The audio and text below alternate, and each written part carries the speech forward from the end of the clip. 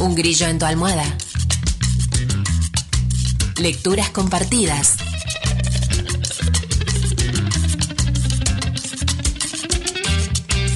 Cuatro labios leen mejor que dos.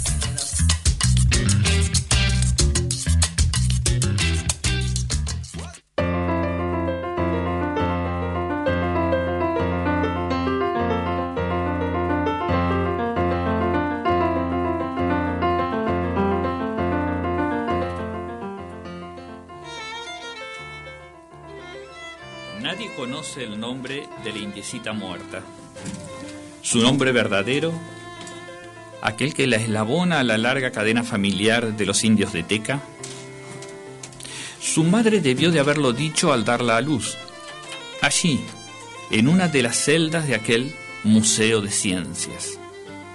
Pero murió enseguida, de fiebres puerperales, antes de que la niña pudiera guardarlo en la memoria. Ya no quedan indios. Uno a uno habían muerto.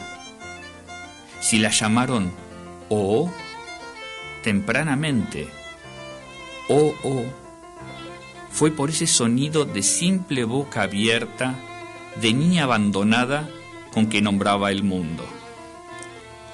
Oh, para las salas del museo, momias y dinosaurios. Oh, para las sirvientas que se hicieron cargo de ella, como si se tratara de una vitrina más. Y para el jardín zoológico, el mundo paralelo en donde se perdía huyendo de los ojos de sabios y visitas que querían enjaularla. Y por fin, para su director, Onelli, que un día la acogió y la dejó crecer allí, secreta, como una actriz que espera su turno en bambalinas. Oh.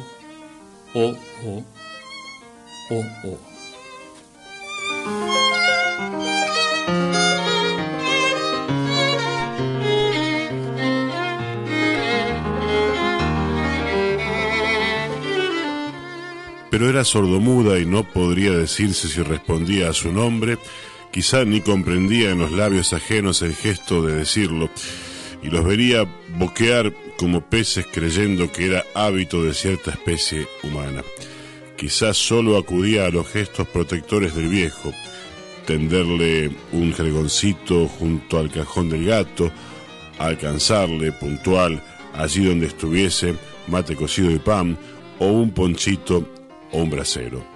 Nadie sabe su nombre verdadero, y es por eso que huimos, para que nadie pueda leer esas dos letras, NN, sobre su última casa, para que nadie pueda aplazar el enigma.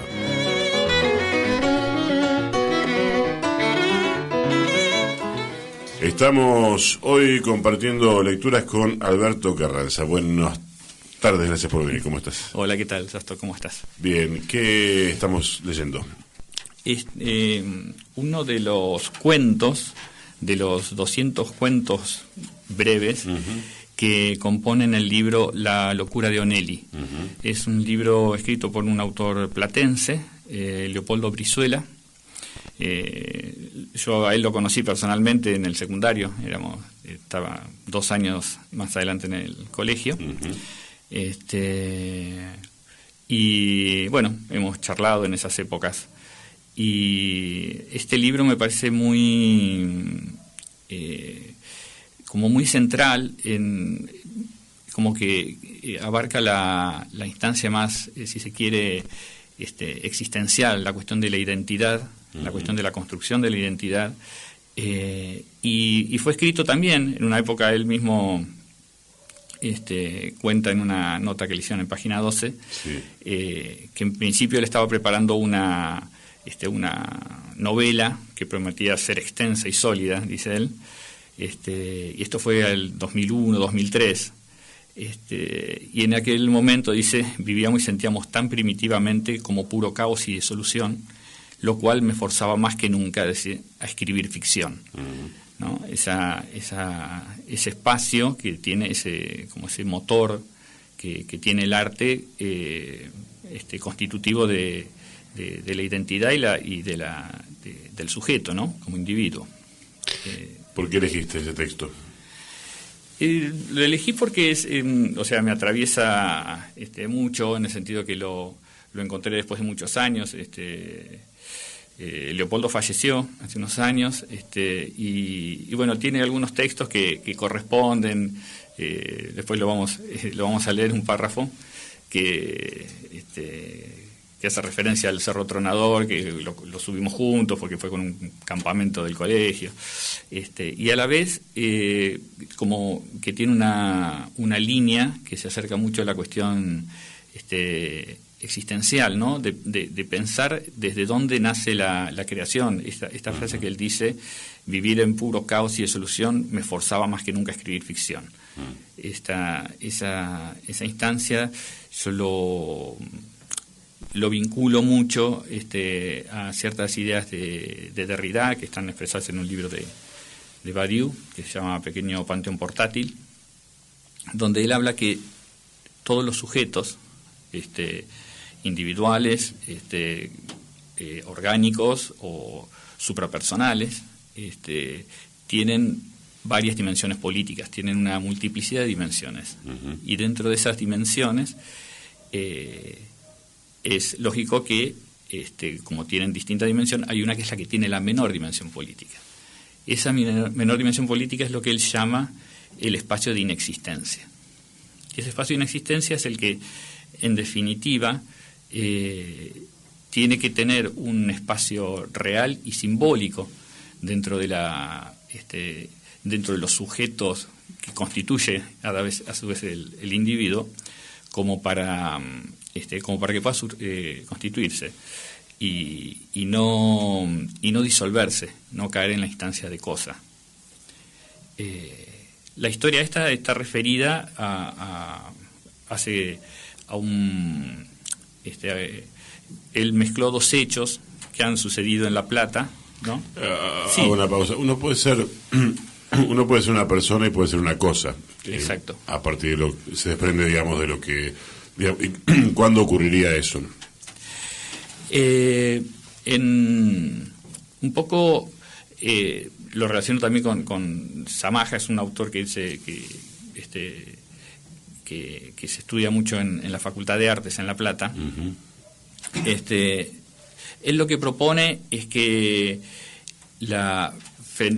habitualmente es como que estamos en una instancia supuestamente que sería consecuencia del conocer, del buscar conocer, de tener que elegir. Uh-huh. Esa instancia de tener que elegir no sería una instancia, si quiere, primaria del sujeto. Lo que es primario del sujeto es sí tener una posición cognitiva. Uh-huh. Es decir, poder tener como su construcción de verdad. La verdad que le permita sobrevivir como sujeto. Eso está en la posibilidad de cualquier hijo de vecino, digamos. Exactamente. Cualquier persona. Exactamente. Sí. Cualquier persona orgánica está en la posibilidad y está en la necesidad. En la necesidad de poder, de tener que generar una posición cognitiva frente a los hechos que le permitan sobrevivir, constituirse. Uh-huh. Si no, cae en la instancia de cosa. Samaja dice directamente: la ausencia de posición cognitiva produce inevitablemente la disolución del sujeto y su caída en la condición de cosa. Yo lo vinculo a Derrida, pues Derrida agrega un punto más que tiene que ver con hacer un espacio para la posibilidad de la verdad, ajena a las instancias binarias. Es decir, correrse de las instancias binarias. Claro, porque elegir podría ser elegir entre, como decía Chena en un discurso, si Juana su hermana, digamos, o elegir entre Rivero Boca o entre... Exactamente. En esto de lo binario. O si me paro entre dos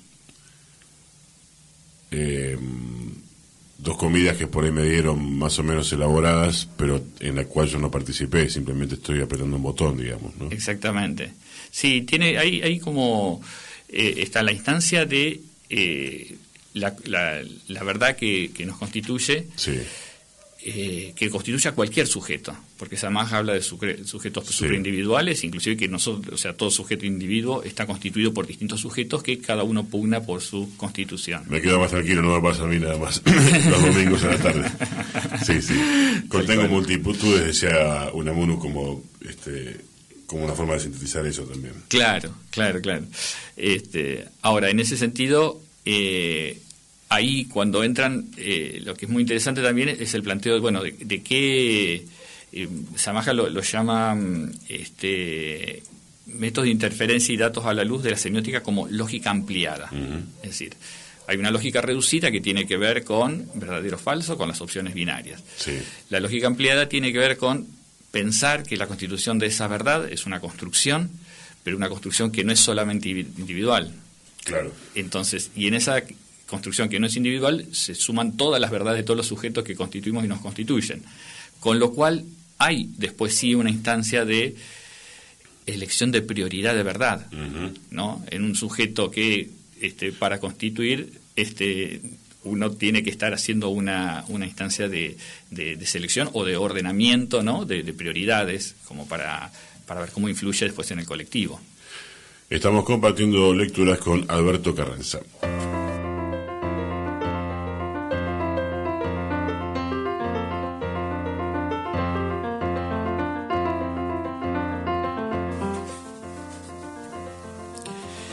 Y dicen que Onelli estuvo allí, de niño, en el museo, con su padre adoptivo, el gran Clemente, cuando ese incayal que exhibían en el museo en su traje de cacique, por fin enloqueció y subió a la cornisa que rodeaba la claraboya y deserrajó al museo una maldición incomprensible.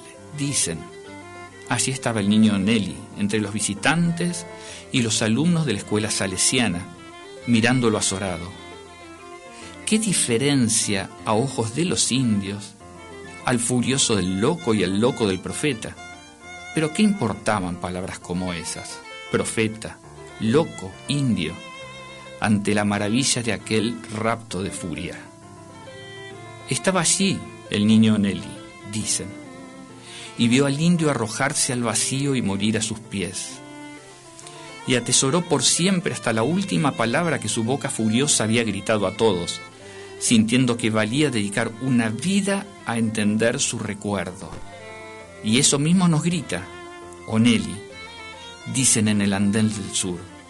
Eso es lo que nos grita, furioso y aterrado, en aquel mismo idioma, poco antes de partir incomprensiblemente. Estamos compartiendo lecturas con Alberto Carranza. Te pido que recordemos que estamos leyendo. Sí, es La locura de Onelli, de Leopoldo Brizuela, un escritor de La Plata. Y bueno, la historia cuenta un poco la instancia de un... hacia el año 1932, o sea... Es como una historia, está hecha, él lo cuenta en un artículo de página 12, uh-huh. Como dos historias que sucedieron en La Plata, que pinta muy de una manera muy realista lo que estaba sucediendo en esa época, con los pueblos originarios, y bueno, aparece una instancia de la prohibición de enterrar a una criada india. Y entonces él, que era director del zoológico, en el aniversario de La Plata, hace una procesión con todos los animales y un montón de gente, en medio del acto de los 50 años del nacimiento de La Plata, saliendo del zoológico y del Museo de Ciencias Naturales. Y entonces es un poco eso, ¿a dónde va Onelli? ¿Dónde va con ese cadáver, ¿no? Que lleva en lo alto? ¿Por qué animales y por qué otros animales no? ¿Qué personajes? Entonces paulatinamente va haciendo una especulación y se va como tejiendo una leyenda. Es un libro que consta de varios cuentos cortos, y bueno, va un poco así a la raíz en este segundo párrafo, la instancia de esto de cuando uno o cuando cualquier persona entra en buscarle sentido a la vida. El sentido de la vida aparece frente a la incomprensión, no frente a la certeza, ¿no? Frente a algo que nos golpea y no lo entendemos. Entonces, por eso dice dedicarle toda su vida a poder entender ese hecho, ¿no? Que le había pasado de niño. Cuando aparece la posibilidad de filosofar. ¿Qué significa para un músico que toca un instrumento, que estudia, bueno, que también compone, pero en un lenguaje que es la música, que no es el lenguaje de la palabra? ¿Qué significa el universo de la literatura? Justamente que sí tiene la palabra, que es otro lenguaje. Sí. En mi caso, bueno, particularmente con este texto también es uno de los trabajos que fui haciendo. A mí hay una instancia que me resulta muy atractiva, que es el pensar que la música, por el hecho de ser abstracta, es muy porosa. O sea, permite mucho como una cantidad de tipos de relaciones y de funciones y de instancias que de alguna manera se entrecruzan, ¿no? Y se atraviesan. A la vez está hace un ratito hablábamos de la Facultad de Artes de La Plata. Sí. Ellos tienen una carrera que es como la carrera más, la consideran la más nueva o la más, que es la de música popular, y ellos tienen ahí es el nudo, ¿no? de la carrera, es la canción propia, o sea, ¿no? Se cruza la música y la letra, y es como esta instancia, ¿no? De lo que hablamos antes del punto de inexistencia, o sea, esa instancia, o también del sentido, o sea, que arranca, inclusive han cambiado hasta los planes de educación auditiva, de audioperceptiva, o sea, no se toma qué es lo que tienen que aprender para llegar, sino de dónde vienen y entonces cómo se potencia eso, o sea, cómo la academia le contribuye a lo que cada uno tiene y cada una tiene. Entonces, en ese recorrido hay como un abrir espacio real y simbólico, ¿no? A la inexistencia, que yo creo que en alguna medida es lo que debería garantizar, si uno dice el Estado a nivel cultura. O sea, a nivel cultura, ¿qué es lo que debería hacer? O sea, no puede ser que se baje lo que está impuesto o que sea, ¿no? Instancias que vaya reproduciendo inequidades. Sí. Tiene que generar los espacios simbólicos y reales para que la constitución de los individuos, para construir a partir de su inexistencia el sentido de la vida. Si no entramos en una instancia donde, esto que hablábamos de los sujetos, funciona así un sujeto-estado, funciona un sujeto-sociedad, pero esos sujetos apuntan hacia la eficiencia, con lo cual la instancia de plantear la libertad como un bien individual cae en el absurdo, porque la libertad queda planteada sí o sí como un bien colectivo en la instancia esta de poder ver los espacios, de garantizar los espacios para todos los individuos orgánicos. Lo que pasa es que eso implicaría una conciencia de la angustia, digamos, ¿no? Para poder justamente salir a buscar ante ese vacío, y parecería que el mundo, más allá de los gobiernos, que el mundo capitalista en general, digamos, iría en otro sentido, que es el de dame seguridades, dame la pastilla para que no me duela esto, quiero producir, y en el momento que se me empieza a mover un poquito la estantería, en el sentido de justamente preguntarme acerca de cuál es el sentido de las cosas, hay algo que ya viene y lo anula. O la familia que hay que laburar, y a los 70 o a los 60 y pico, cuando me jubilo, vuelvo a pensar, no sé, hasta ahí no me joda, yo voy a sostener esto que es lo mío, eso hasta quiero pagar el auto o lo que fuera, digamos, ¿no? Sí, hay una instancia así. Lo que pasa que en eso me parece que aporta mucho esto de Samaja. O sea, en la instancia de que hay una búsqueda de verdades que no necesariamente son contradictorias. Ajá. Hay porque justamente en los sujetos colectivos, después hay una necesidad de negociación y de entender cuáles son las consecuencias de otro tipo de ¿cómo puedo decir? La constitución individual a partir de instancias únicamente, por supuesto que muchas instancias son necesarias, pero únicamente de confrontación, lo único que impide es la constitución de sujetos colectivos más importantes que terminan siendo disueltos, ¿no? Es necesario constituir una instancia de como de articulación que garantice siempre esos espacios. Tiene que quedar el espacio para la propuesta individual que permita constituir al sujeto. Pero a nivel, ese sujeto está atravesado por muchas verdades. Uh-huh. Y esas verdades, tiene que haber o sea, en esta instancia no de una lógica ampliada, la lógica del individuo orgánico no es necesariamente la lógica de los sujetos suprapersonales. Se tiene que poder constituir, o sea, para poder llegar a no ser absorbidos en la otra, que es mucho más simple, ¿no? Que es caer siempre en una lógica binaria, para poder correrse de ese lugar, es necesario entender que los distintos sujetos van a participar de distintas lógicas. Y en eso implica un grado de tolerancia muy importante. Estamos compartiendo lecturas con Alberto Carranza.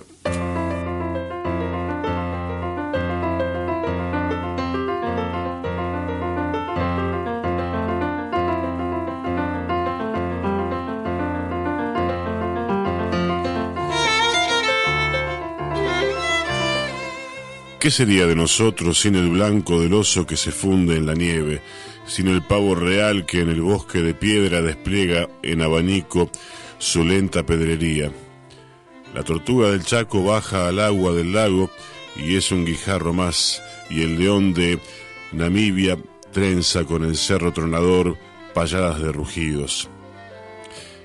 ¿Y quién dijo que era él, el león, el rey de nuestra fauna? Ahora, el ganso gris, que no emite sonido, se parece al silencio con que habla cada nube, cada montaña. Oh, Señor, ahora que ya casi no tenemos palabras, ¿qué sería de nosotros sin las correspondencias?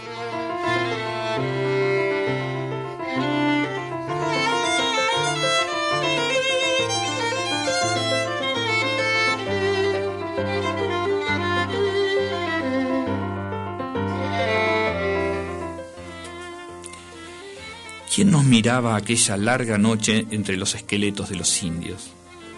No hablo de aquello que cada uno sentía que lo miraba, solo a él, descubriéndolo solo, y por eso seguía cada uno quietísimo, como garza a la que ronda nadando un yacaré, en esa danza hipnótica, fatal, un nudo que se estrecha, rito de los verdugos. Yo pregunto, ¿quién nos miraba allí? A todos juntos, a hombres y animales, entre los esqueletos de los indios, en el centro preciso del olvido del mundo.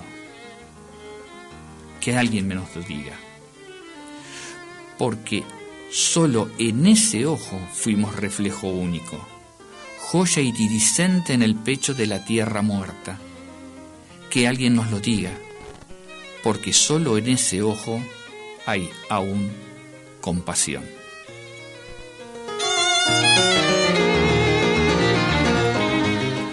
Últimos minutos de lecturas compartidas con Alberto Carranza.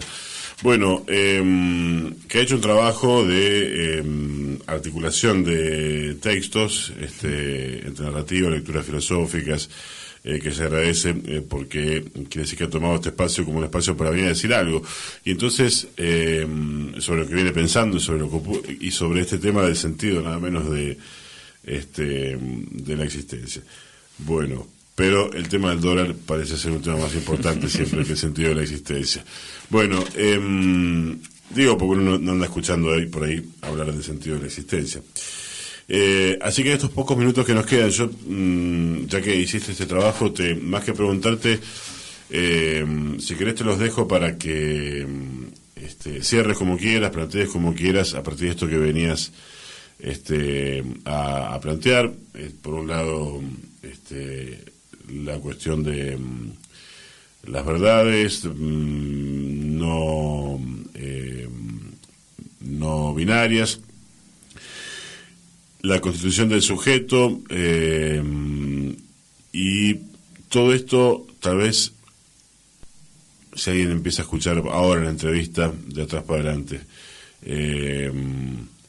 ¿por qué te preocupa, por qué te ocupa y por qué viniste a contar esto a la audiencia y a charlar con nosotros esto? A mí o sea, es como que es lo que a mí me moviliza de siempre. Ajá. O sea, es la instancia desde de por qué hago lo que hago. Ajá. Desde la instancia o sea, de pensarme, siempre sentí que las instancias de la lógica binaria era algo que era que ejercía mucha violencia sobre el objeto, ¿no? A ser analizado permanentemente, hacer esa instancia, y que sí, también después fui entendiendo que tiene que ver con estrategias, ¿no? Como que viene mucho últimamente del feminismo, ¿no? Los universales o las verdades estratégicas, que es necesario en ciertos puntos de la confrontación para la construcción y para poder generar ese otro espacio. Pero esa instancia de lo individual y lo colectivo y las posibles articulaciones, creo que siempre fueron centrales en mi manera de pensar, tienen que ver con el pasado que he tenido de delegado y las cosas que he visto que se han logrado y las cosas que no se han logrado en ese sentido. Delegado en la Orquesta Sinfónica de Bahía Blanca. Exactamente. Y por otro lado, lo pensaba la otra vez mucho estuve escuchando la entrevista que le hicieron a Fernández de Kirchner, a Cristina Fernández de Kirchner, y me parecía que era la última de Dugan. Sí, la última de Dugan. Y me parecía que cerraba en todos los sentidos, cerraba desde lo que planteaba como nuevas instancias, ¿no? Cuando le decía, bueno, ¿con quién te sentarías? Me sentaría con cualquiera, me sentaría con todos. O sea, esa instancia de poder, que es con lo que termina el texto, ¿no? Con la instancia de la compasión, en el sentido de no hay manera de poder establecer instancias nuevas sin pensar en que son que no se puede limitar a los interlocutores, ¿no? Uh-huh. Los interlocutores se limitan solos, o sea, no es que se van a ir a sentar todos. Y en ese sentido me parece que hay creo que en esa tensión entre poder generar espacio para simbólico y real para las inexistencias, básicamente los que menos espacio tienen siempre son los más desprotegidos, los más vulnerables. Entonces, bueno, con esto que decías vos, cómo se articula con el dólar, cómo se articula con todo eso, ¿no? Entonces yo creo que las únicas instancias son instancias de eso, de pensar en generar cosas nuevas. Si te parece, termino con un texto cortito de Badiou sobre Derrida, que tiene que ver con eso. Dice: Derrida fue, en todas las cuestiones en las que intervino, lo que yo llamo un valiente hombre de paz. Era valiente porque siempre hace falta mucho coraje para no entrar en la división tal como está constituida. Y hombre de paz porque el punto de referencia de lo que se exceptúa de esa oposición es de manera general el camino de la paz, pues toda paz verdadera se hace por un acuerdo, no sobre lo que existe, sino sobre lo que inexiste. Muchas gracias por venir. Gracias a vos. Alberto Carranza pasó por Lecturas Compartidas.